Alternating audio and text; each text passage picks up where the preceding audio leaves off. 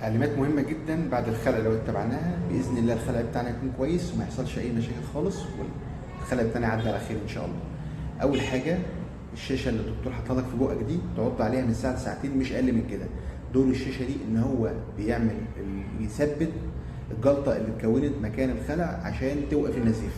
فكونك هتقعد تغير الشاشة أو تشيل الشاشة من مكانها أو تحط واحدة غيرها، ده أنت كده بتخلي الموضوع يبدأ من أول وجديد والدم يبدأ يتجلط من أول وجديد، فبالتالي بقك هيفضل مليان دم على طول.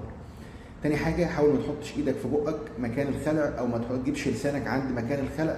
بلاش تجيب اي حاجة خالص عند المنطقة دي في اول 48 ساعة، لان المكان ده بيكون لسه كأنه جرح مفتوح مش عليه بلاستر ولا عليه اي حاجة لانه جوه البق. فبالتالي انت حاول ما تجيبش اي حاجة خالص من بره بايدك او اي حاجة خالص عند مكان الخلع عشان ما يحصلش عدوى او تلوث في مكان الخلع ده خالص.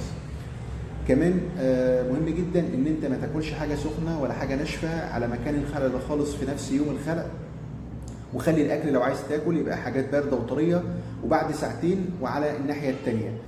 كمان مهم جدا بلاش سجاير، بلاش تدخين في اول يوم، مهم جدا عشان السجاير هتعمل تلوث وعدوى في مكان الخلع. انت في غنى عن المشاكل دي كلها. حاول تستحمل يوم واحد بس ان هو تعدي اليوم ده بدون سجاير، وبعد كده يبقى براحتك يا سيدي اشرب زي ما انت عايز تشرب.